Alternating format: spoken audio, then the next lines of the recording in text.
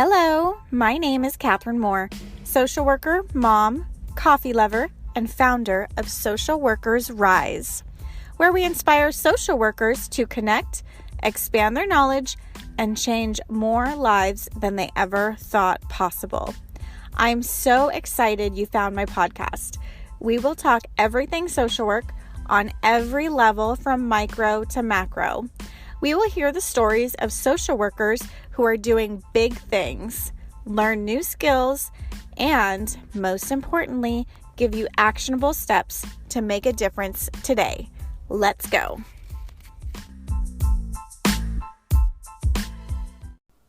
Hello, and welcome to another episode of Social Workers Rise.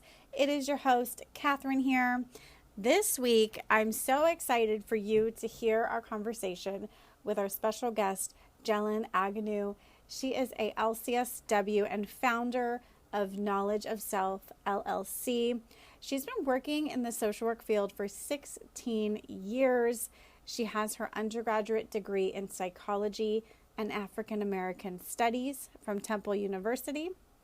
And she went on to graduate from the University of Connecticut with her master's in social work, and she's now an LCSW since 2014. So she is full of amazing information. She is so inspirational. And did I mention she is a TEDx speaker?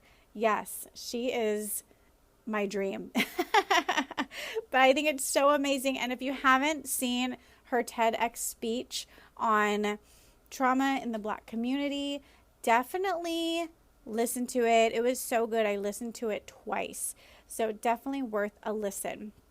And during our conversation, I had so many mind-blowing moments with her that I hope that you have the same. We talk about manifesting our future, manifesting dopeness, having boundaries.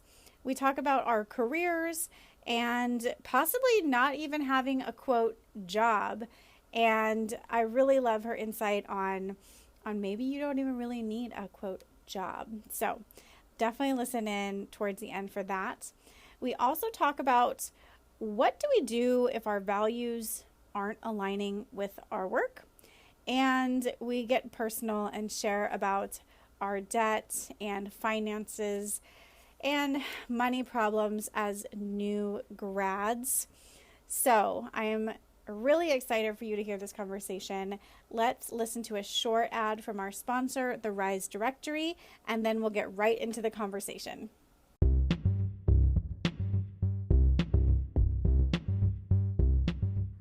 This episode is proudly brought to you by the Rise Directory, a national directory of clinical supervisors who are dedicated to helping the next generation of clinical social workers grow in their clinical skills.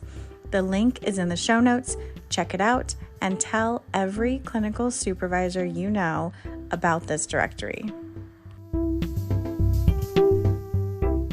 Welcome to the Social Workers Rise podcast. How are you doing today? I am doing great. Today is Thursday, and I had a great training earlier this morning. Oh, did you attend it or did you give it? I gave the training. Nice. What was the training on? It was this training/workshop that I created called Confronting Anger and Fear. And it really is for practitioners of like, hey, we teach these skills. How is emotion regulation going in your own life? I like that. I love your Yeah. workshops. I was stalking your website and it's just beautiful, by the way. Thank you. Thank you. Yeah. And your workshops, I mean, we'll talk about them, but yeah, confronting fear and anger, manifesting dopeness, Black men unlocking the power of vulnerability. I mean, I'm not even Black or a man, but that sounds so interesting. So necessary. Yeah. And I love hip hop and I'm a big like person who likes lyricists. And I'm like, oh, you have so much trauma going on. Like you should really see a therapist. Oh my gosh. Yeah, absolutely. And then you can even create custom workshops for people. That's fabulous. I do. I feel like a lot of agencies and different places have needs for their employees and not really sure where to look. And you can go get the regular trainings that everybody gets. Or if you have something in mind that you feel like your specific group needs to work on, I love doing that. So it's a Yeah, service that I offer, and it's been amazing. that's awesome. I love that. So tell us about like who you are and what you do. We already talked about your workshop, gave a little teaser, but like who is Jelan? So I am Jelan Agnew. I'm a licensed clinical social worker. Been in the field for about 17 years. I've done it all: in-home, outpatient, inpatient, residential, rehab. You name it, I've done it. I've worked with a lot of beautiful humans, and I absolutely love working with, I don't even like the term clients, but I love working with people.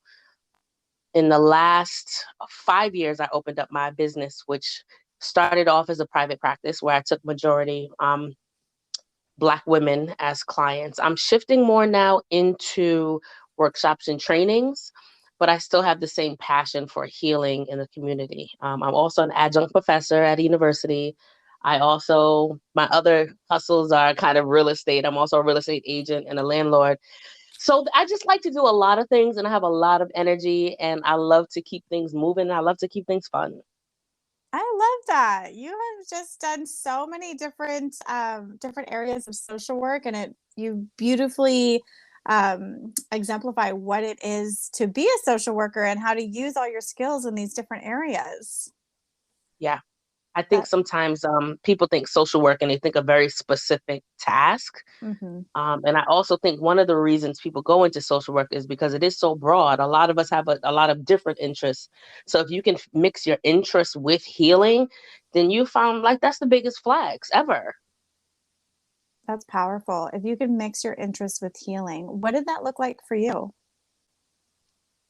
Um, well, it looked like a lot of trying. When I first started, I had a workshop coming out every week, and it was something new and something new. And somebody said to me, I can't even keep up with everything you're offering. You might want to slow down a little bit. So in the beginning, it looked like for me having a conversation and being like, ooh, that'd be a good workshop, and trying to create something. What it looks like more to me is I have this kind of library of information in my brain, and making sure I have everything kind of written down in catalog. So when people do reach out with a need, now I can create something based out of the information that I already have. So it's started out as me going out and getting, and it's more so me receiving now. I'm a huge believer in the law of attraction, and when you put out that energy of like the chase, the chase, the chase, everything's a chase. But I'm kind of sitting back and letting things come to me, and kind of letting people figure out who I am and get to know me in a training space, and it's been great. Is that what manifesting dopeness is all about? Because I feel like I'm constantly chasing sometimes, Yeah, yeah. and I've heard this oh my gosh, I'm blanking on what it's called. Um this saying, I guess if you will, or I guess it could be a manifestation where it says, I do not chase, I attract what is meant Hmm. to me, what is meant for me will find me.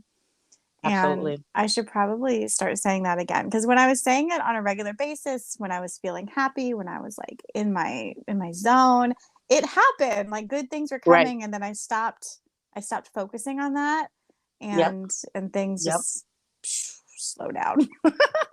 Right. And that's the thing. So my manifesting dopeness workshop comes out of that. You're absolutely right. It comes out of, and my beliefs are my beliefs, right? Everyone has them.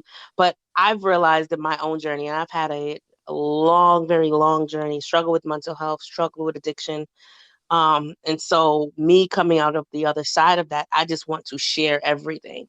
So what I've learned about kind of manifesting and wanting things and moving forward is that your energy has to match where you want to be, not where you are right now. So Mm. you start becoming that person. You create that person. What does that person dress like? What does that person read? What does that person do? And the more you do things that are in alignment with who you want to be, that's when you start to attract things on that level. Now that can be spiritual, or it can literally be like Well, when I started dressing different, I started attending different things, which then led me into meeting different people. It's a kind of physical and spiritual parallel process. But the point is, if you want to be somewhere or you want to do something, putting your body and your mind in that space already. And a lot of the things that I have, like my last biggest manifestation was getting a TED Talk in LA. And I've been talking about doing a TED Talk for years. And I even end every post I do on social media with thank you for coming to my theater conversation. Like, I'm trying to make this happen in my life. Okay. So what happened was, I'm putting that out there. I'm saying it. I'm speaking it as much as I can. And somebody that I know from a work group posted that she's doing coaching on doing a TED Talk. So I'm like, boom, I'm happening to scroll. I reached out to her. She says to me, Jelan, I'll be honest, when I made this post, I thought about you. So now we're already in alignment about what my goal is. So my first class with her, she says to me, Jelan, this is weird. Yesterday, they asked me to host a TED Talk in LA. And I said, so what you're telling me is that on my first day of class, somebody asked you to host a TED Talk the day before that? And that's what I mean about manifesting, of you put your mind, body, and spirit where you want to be, and things start to happen. So coincidence that the timing was like that, you can call it coincidence. I like to say I manifested it. Yes. Oh my gosh, that is amazing. I mean, sink or swim, girl. And I saw that TED Talk. Yeah. You definitely swam the shit out of that TED Talk.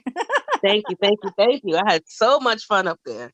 Yeah, I could tell. It was amazing. I mean, I watched it and it was a little bit longer, right? It wasn't one of the 4-minute ones. It was like, how long was It was it?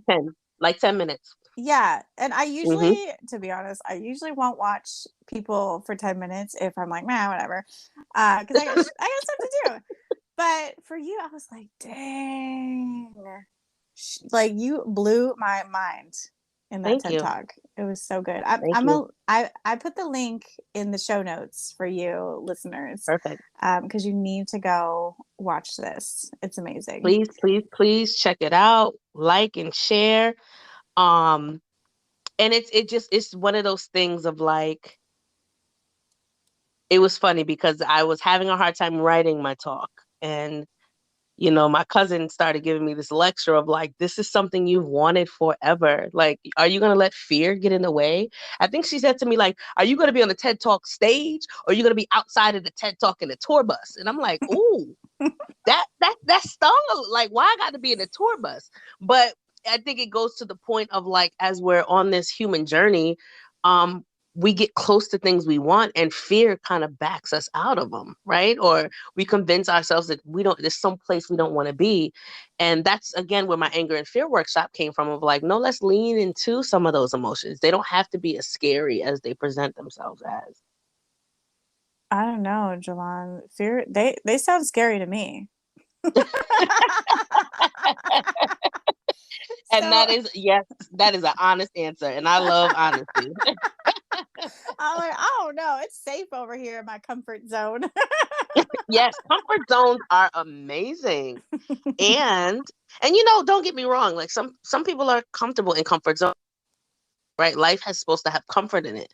But when the second you want something more, the second you launch that desire, that's when the uncomfortable feelings come. And that's when the fear comes in. Hmm. So, a lot of people who listen to this show are newer social workers to the field. They're trying to figure out their life. They have this job that they're like, oh, I don't know if this is right for me. Like, maybe the work environment is bad, or the workload is just wild, and they're Mm, stressing out and crying on their way to work. You know, yep. and if they have this goal of, a job where they're valued, where they make an impact, where they make a difference, where they can truly help people, like, what would you say to them? How would you even begin to start manifesting this change? Hmm. That's a good old question. I'm trying to think back to my a time where I might have felt like that. I think one of the biggest things that always helped me, and in my experience, that being connected to my why every day is what helped me to get through things. So A lot of times it's more so the politics and the workload that is the stressful thing. Like I would always say, Mm-hmm. like, I would prefer my quote unquote clients be my source of stress, but they are not. In fact, it is my supervisor. So for me, it was leaning more into the work, right? So all of the meetings, all the notes, all the paperwork, all the phone calls we have to do, that's tedious. But I would spend the majority of my energy in the work with my clients and kind of let everything else fall into the background, because at the end of the day, that is what you're there for. And I'd also say, like, don't feel like work is all you can do as a social worker also, because there are a lot of ways that you can help. I think by broadening the way you think about help may shift that for you. And as social workers, we have a lot of guilt around making a lot of money and a lot of guilt about things that aren't stressful. And it's like we have to shift out of that mindset of you can be helpful, and that doesn't mean you need to have stress in your body all the time. The two don't have to go together. And I think we equate the two sometimes. Mm-hmm. Yep. Like, oh, if I'm not stressed out, I'm not busy enough. Right.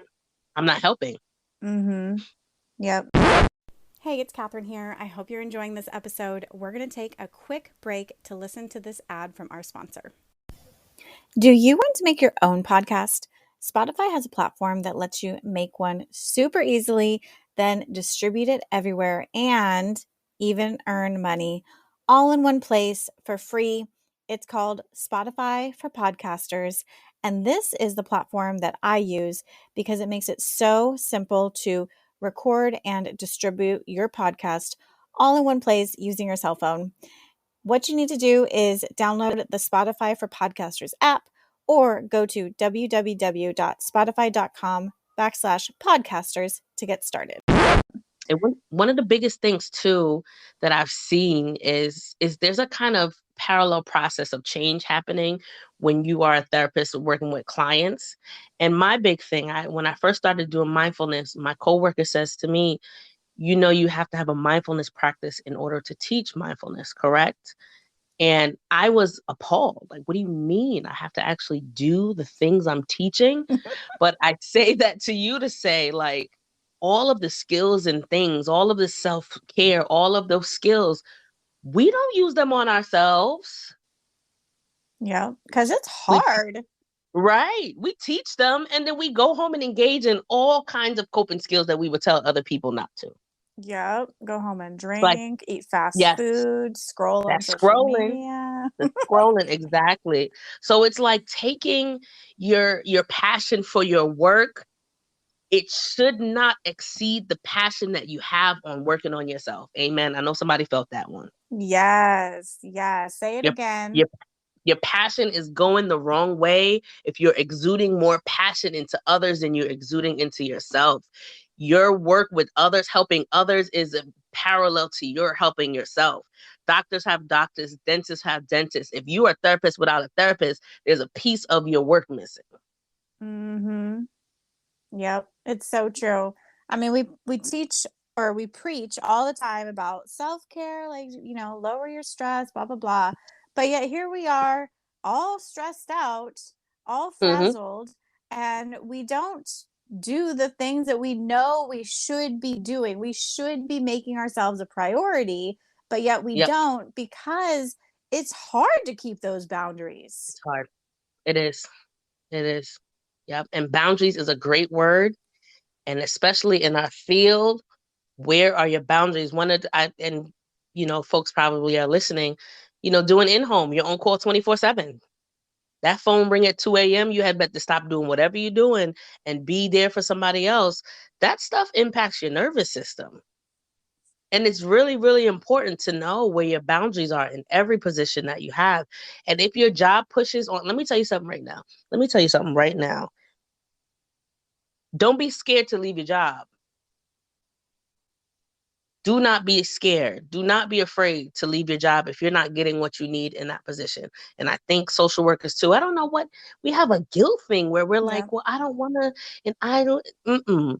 If you are being impacted, if your nervous system is being impacted, and you can find other means to provide for yourself or somewhere else, Do not stay in a place that is abusive to you, because how can we model that for clients? How can we stay in abusive jobs and be trying to help people get out of abusive relationships? Yeah, it's so true. And I think too that leads back to our mindset, because if we're thinking, oh, this is the only job that we're ever going to get and we're going to stay here forever, Yep. no, it's that lack Yep. mindset. Mhm. The Mhm. abundance mindset and manifesting, correct me if I'm wrong, but it would be thinking of what is your ideal job and getting really Yep. specific.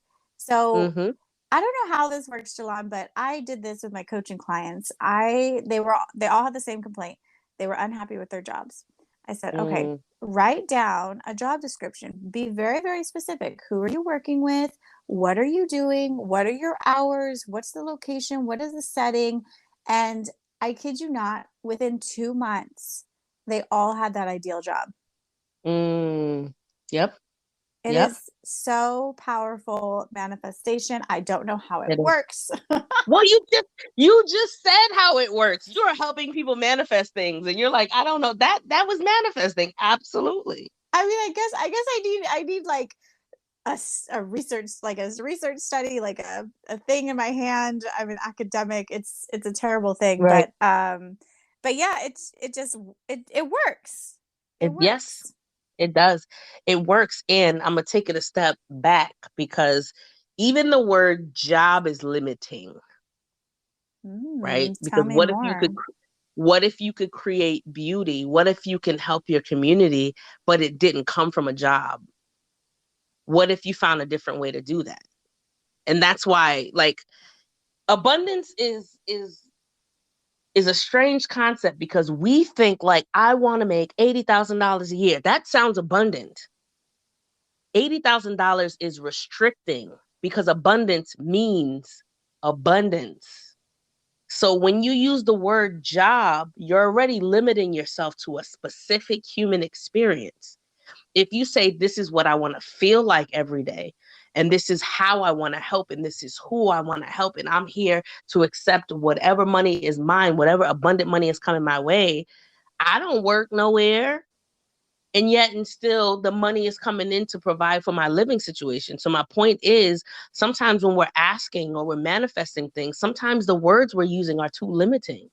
What if you get a contract for 50 grand a year doing what you love to do, and it's a 6-month placement? That's not a job, that's a contract. And now you can do with the other 6 months what you want. So I guess a piece of some of the social work that we don't get taught and we don't realize is there is freedom.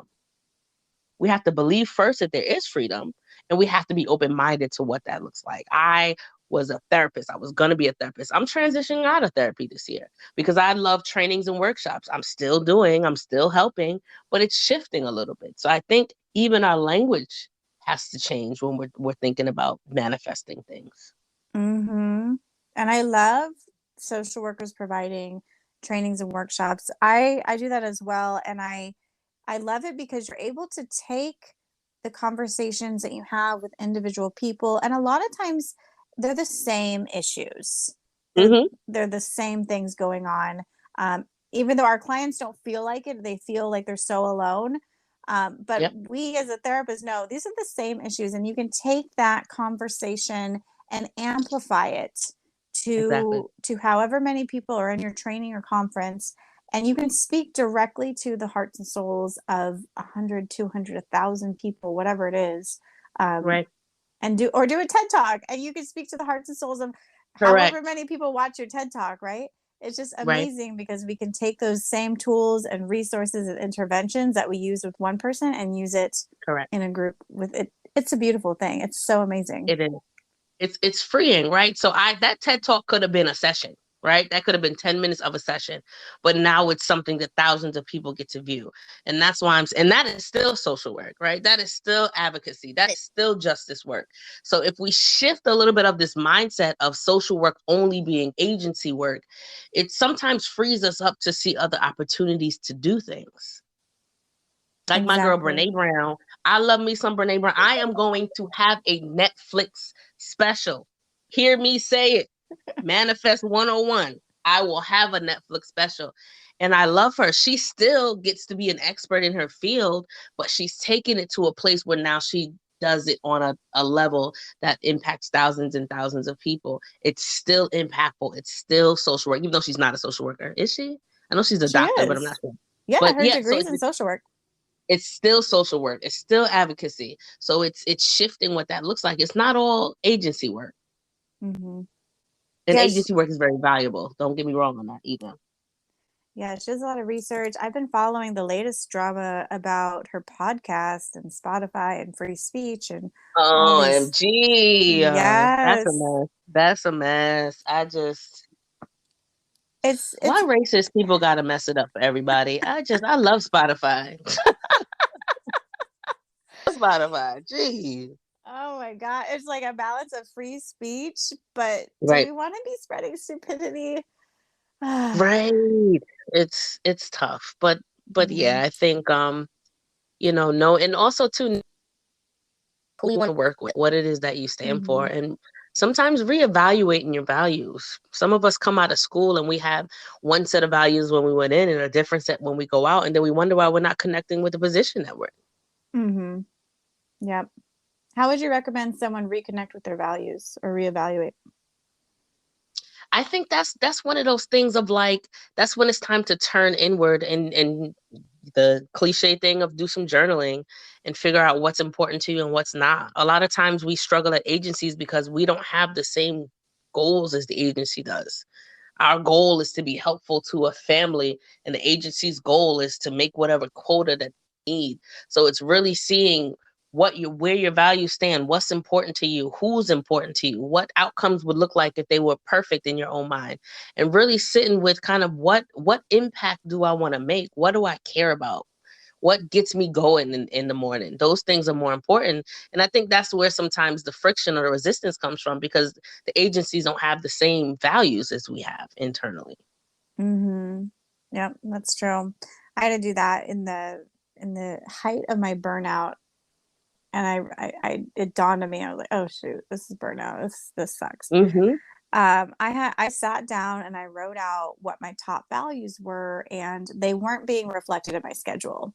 So Mm, I say I value my health, but I wasn't exercising. I was eating, a bunch of yep. junk food, and my values were all out of whack, which put me out of whack, and it impacted the relationships with everybody around me. Nobody wanted to hang out with me because I'm like grumpy and irritable all the time. Right. Right. Mm-hmm. Mm-hmm. And then it wasn't, I had to do that. Like, okay, I'm living this out. And then I did take it that next step further and say, what does my ideal life look like? Just for shits Mm, and giggles, right? mm-hmm. And I Mm-hmm. wrote Yep. it out, and it's not like an instant thing, right? Like manifestation is not instant. Oh you, no. it's a continual focus on this Mm-hmm. goal and this dream and this lifestyle that you want to have. And like it shows up in ways that we just can't even see coming. Absolutely.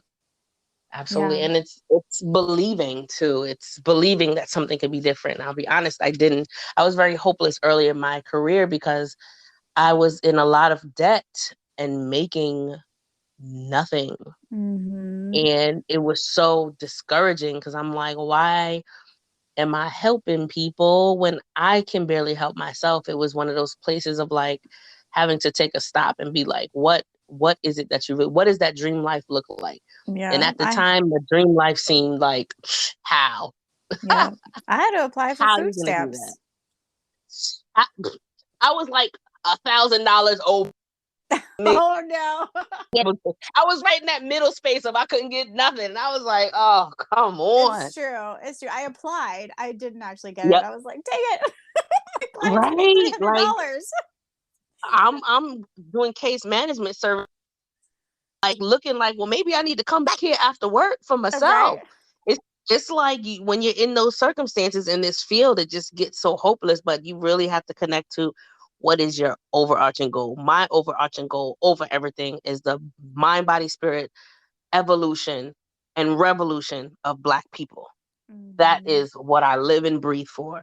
So anything I'm doing, and obviously an agency is not going to have that goal, right? But any of the work I was doing, if any of the work I was doing was against that, which I found a lot, because we understand in social work, we understand that America has a very racist system. So that I was coming up against things I had to do in my job that did not align with my values. And that's when I had to start being like, well, maybe this needs to look different, because I can't look myself in the mirror and go do this while I believe something totally different.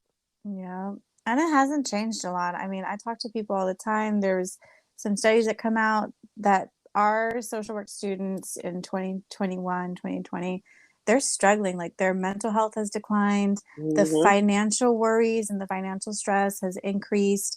I mean, we're Yep. still broke and stressed out. And this is just starting in grad school, and it breaks Right. my heart Mm-hmm. that these amazing humans who choose to Yep. pursue social work are struggling so much. So I think I know that what you're doing right now and the message that you're giving right now is needed now more than ever, more than we even needed it in 10 years ago. Yep. Yep. And that's a good point of like, if you see somebody in your community or you see a therapist or whoever living the life or doing something that you feel like you want to do, pay attention to them, follow them, reach, if you can reach out, pick their brain, ask questions. People who are living the life you want to live, ask questions, because you never know. This I look like I live a certain lifestyle right now, but if you knew where I was coming from, you'd be like, how the hell did you get there? But that's what I'm saying. You might need some how the hell did I get there conversations with people, because you'd be surprised how many people come up through social work and end up doing different things, but make it work for them. I was in real estate school while I was in grad school, because I was like, I ain't gonna make no money. So at least I could, like, I had all of these theories of how to make money. I was trying to make money. And did I end up using that? No, I didn't. But it speaks to that frantic feeling of I'm gonna be broke when I do this work. So if you Mm. find a successful somebody or somebody who's doing what you want to do, go sit down with them, buy them some coffee. Yes, I accept coffee if anybody's in Connecticut. Buy them some coffee, go sit down and say, what did you do? What path did you take? Because you'd be surprised. Some people get very creative. Hmm. Most of the people that I've talked to recently that are successful, they had to get creative. They had this Hmm. dream and this vision, and they're like, okay, my agency is not providing this. There are Yep. gaps in the services. My people are not being served. So, how, and instead of Yep. just complaining about it, like, it's not working, they switch the mindset and say, how can I do this better? What does that look Hmm. like? What and often it's an overwhelming, daunting, massive task. It is. It is. Yep. It is. And it's two, one, understanding that one person is not responsible for changing the complete life of someone else. Mm-hmm. One, that's almost impossible. And two, that's very ego driven. Like, why? You remember that we are here to be helpful to people. So that means we have to look at the big things we do, but that also means we have to look at the little things we do. Like when you're in the supermarket and you see a little brown girl and you're like, you're pretty, I really like your hair, you have great conversation. Or when you're outside and you let somebody go in front of you, or when you pay for the person behind you, these are all acts of kindness. Mm-hmm. Looking at acts of kindness throughout your life and not just focusing on what you do at work, because if you are truly a social worker at heart, your acts of kindness are not limited to your 9 to 5.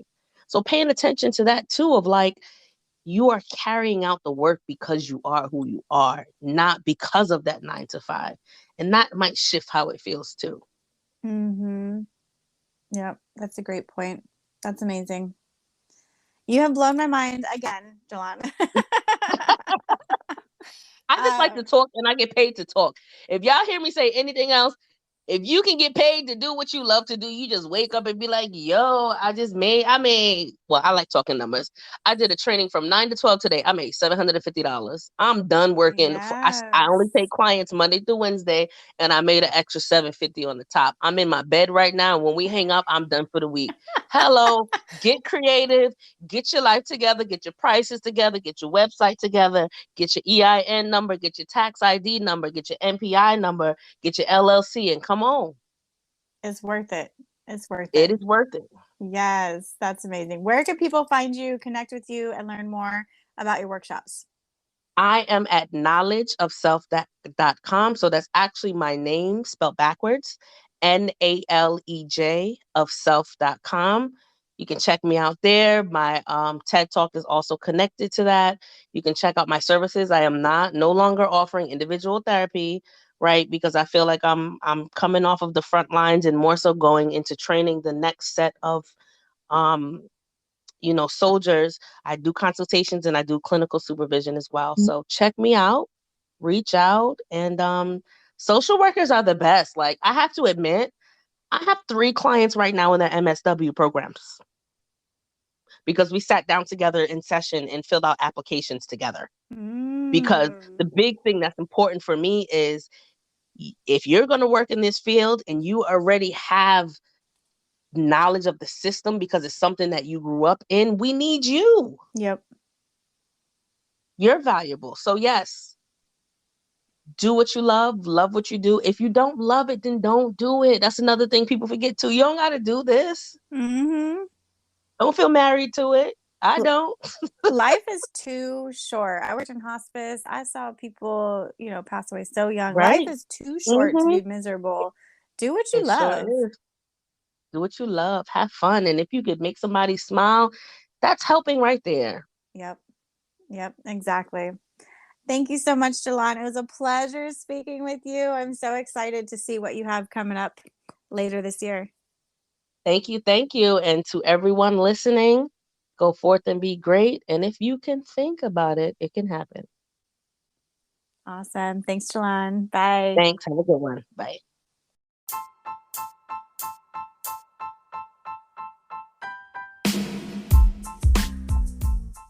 Thank you for joining us on another episode of Social Workers Rise.